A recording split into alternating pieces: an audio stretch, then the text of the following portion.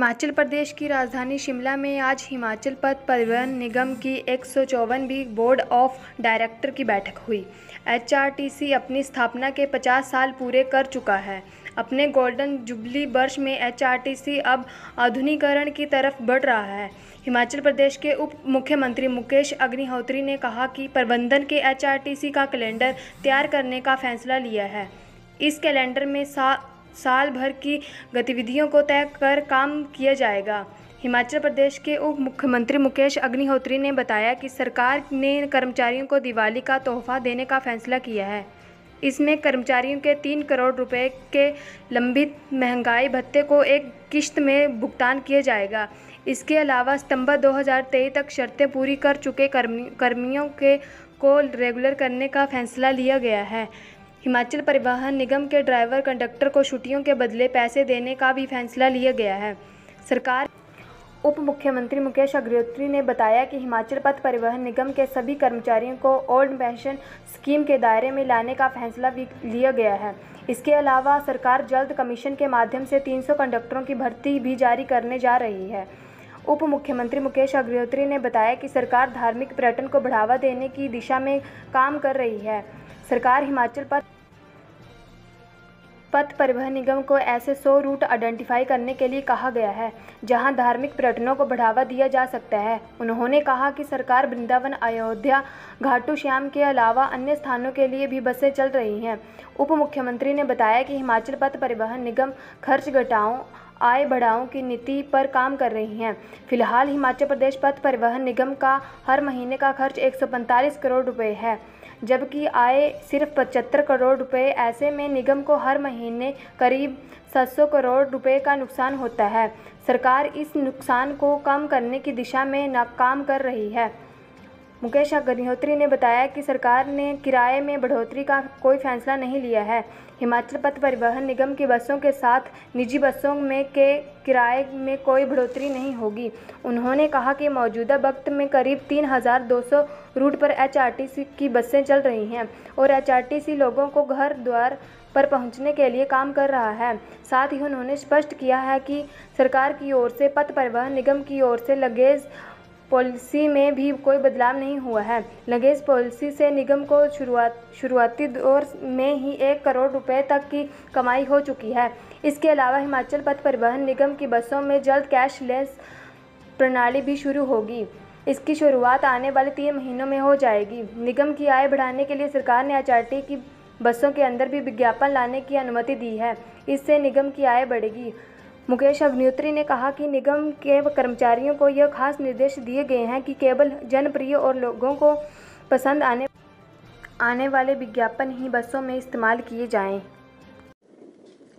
इसके बाद हमने कंडक्टर की भर्ती जो है वो कमीशन के माध्यम से 300 जो पोस्टें हैं 300 कंडक्टर की भर्ती को तत्काल जो है भरने की अनुमति जो है इस यहाँ पे प्रदान कर दी है और सरकार के साथ भी हमारी ये सहमति है कि हम इसको कंडक्टर्स को कमीशन के माध्यम से भरेंगे। और इसके बाद हम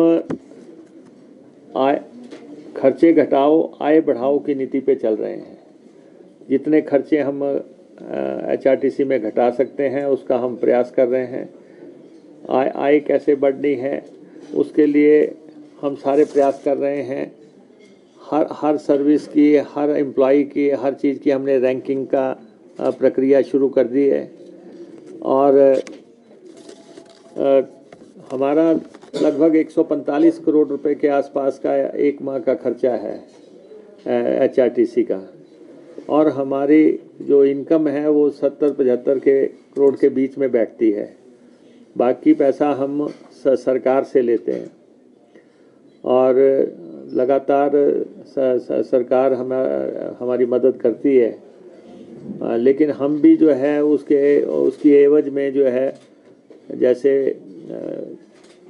महिलाओं को 50% फ्री है, पुलिस को फ्री, पुलिस को उसमें चलने की इजाज़त है। दूसरे वर्ग स्कूली बच्चे हैं बसों में ट्रैवल करते हैं, वो सारी फैसिलिटीज़ हम करते हैं। और दूर दराज दुर्गम इलाकों में जहाँ कोई नहीं जाता वहाँ पे हम हमारी बसें जाती हैं। तो इन अ वे हम भी जो सरकार की प्रतिबद्धताएं हैं और सरकार की जो वचनबद्धताएं हैं उनको हम पूरा करते हैं और सरकार उसके बदले में हमें सहयोग करती है। और इसके बाद और ये 70-75 करोड़ रुपए का हमें हर महीने जो है सरकार से लेने पड़ रहे हैं, ताकि हालांकि हम 3200 बसेस का फ्लीट चला रहे हैं, लेकिन इसमें घाटे के रूट बहुत हैं। इसलिए क्योंकि हर अंतिम स्थल तक, गंतव्य स्थल तक व्यक्ति को छोड़ने का जिम्मा HRTC पे है, तो उस हिसाब से ये हमें ऐसा करना पड़ता है। और उसके बाद हम किराए में कोई बढ़ोतरी नहीं करने जा रहे हैं। हालांकि प्राइवेट ऑपरेटर्स भी हमारे पास आए थे और उनका कहना था कि खासतौर पर न्यूनतम किराए में उन्होंने कहा था कि 5 रुपये का किराया है, जो कि बहुत कम है और उनको घाटा हो रहा है। और वो दिक्कत हमारे साथ भी है, लेकिन क्योंकि हम समर्पण की भावना से जनता के साथ जुड़े हुए हैं, तो हमने किराए को ना बढ़ाने का फैसला किया है और हम उन्हीं किरायों पे चलेंगे। और इसके बाद हमने फैसला किया है कि हम जो हमारे कर्मचारी हैं उनका महंगाई भत्ता जो है ड्यू है 3 करोड़ रुपए के आसपास। हमने दिवाली के मौके पे उनको ये तोहफा देने का फैसला किया है कि ये एक ही किश्त में ये पैसा कर्मचारी और पेंशनर्स को हम अदा कर देंगे। और ये भी आज BOD में फैसला किया गया। अभी हमने आदेश दिए थे कि आप कर्मचारियों को रेगुलराइज करो जिनका ड्यूज बनता था, और उसके तहत HRTC के सितंबर 2023 तक जो है हमने 400 कर्मचारियों को नियमित कर दिया है, जो कि नियमितीकरण की पूरी प्रक्रिया पे खरे उतरते थे। उनमें हमने 400 एम्प्लॉइज़ अभी तक हमने HRTC में रेगुलर कर दिए हैं। और उसके बाद हमने जो है जो कर्मचारी हैं हमारे HRTC के, उनको वो चलते रहते हैं, उनकी छुट्टी जो है इकट्ठी होती जाती है, और जब वो रिटायरमेंट का समय आता है तो उनके पास बहुत छुट्टी बची हुई होती है। तो इसमें हमने इस बात की आज के BOD में इजाज़त दे दी कि उनका जितना भी लीव एनकैशमेंट बनता होगा रिटायरमेंट केस में, जितनी भी उनकी छुट्टी इकट्ठी हो जाती है, उन सब को जो है उनके रिटायरमेंट केस में उसके पैसे की अदायगी की जाएगी। और ये भी लगभग 7 करोड़ 60 लाख के आसपास का पैसा अभी तक के आंकड़ों के मुताबिक रिलीज है। हाँ जी, ये रिलीज हो गया। ये रिलीज जो है अब तक हो चुका है, और OPS को हमने इम्प्लीमेंट कर दिया है। और ये सरकार वचनबद्ध है कि हमने अपने प्रबंधन को डायरेक्शंस दे दी हैं कि इसको फुल स्पिरिट से जो है, लेटर एंड स्पिरिट जो है, इसको लागू किया जाए। 7,000 एम्प्लॉइज़ जो है इसके दायरे में आते हैं, और उनको फुल्ली कवर करके जो भी जैसे जैसे उनकी रिटायरमेंट बनती है, OPS को हमने प्राथमिकता के आधार पे HRTC में लागू किया है। बिना मांगे जो है हमने HRTC में इसको लागू किया है। और एक हमारी जो है जो लगेज पॉलिसी है, लगेज पॉलिसी को लेके कुछ लोग चर्चा करते हैं। लगेज पॉलिसी में कोई बदलाव नहीं है, जो पहले था वही लगेज पॉलिसी चल रही है।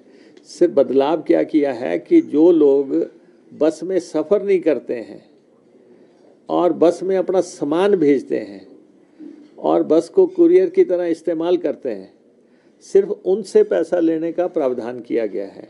इसके अलावा कोई बहुत बड़ा फेरबदल किसी लगेज पॉलिसी में नहीं हुआ है। और इसलिए इससे भी जो है आप देखो शुरुआत में ही लगभग 1 करोड़ रुपए की इनकम जो है HRTC को जनरेट हो गई है। तो इसमें जो है कुछ लोग जो हैं लगातार ये दलील दे रहे हैं कि जी लगेज को लेके बदलाव हुआ है।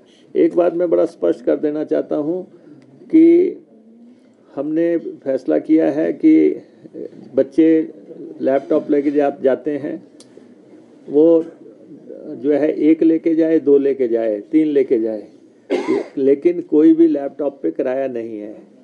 व्हील चेयर कोई भी लेके जाए, व्हील चेयर पे कोई भी जो है किराया नहीं है। कोई बच्चे की ट्राईसाइकिल लेके जाए, इन चीज़ों पे कोई किराया नहीं है। लेकिन जो बस में सफ़र नहीं कर रहे हैं वो अगर सामान भेजते हैं और ओवर द ईयर्स भेज रहे हैं, कुछ लोगों को दिक्कत तो हो सकती है, लेकिन हमने ये कहा है कि जो कुरियर की तरह बस की सेवाएं ले रहे हैं तो उसमें जो है हमने दाम जो है निर्धारित किए हैं। और ये आप भी सहमत होंगे कि जो लोग बस में सफ़र नहीं करते हैं उनसे जो है चार्ज करना जो है सही है या नहीं है, लेकिन कुछ राजनीतिक के आधार पे ये फैसला नहीं है। और उसके बाद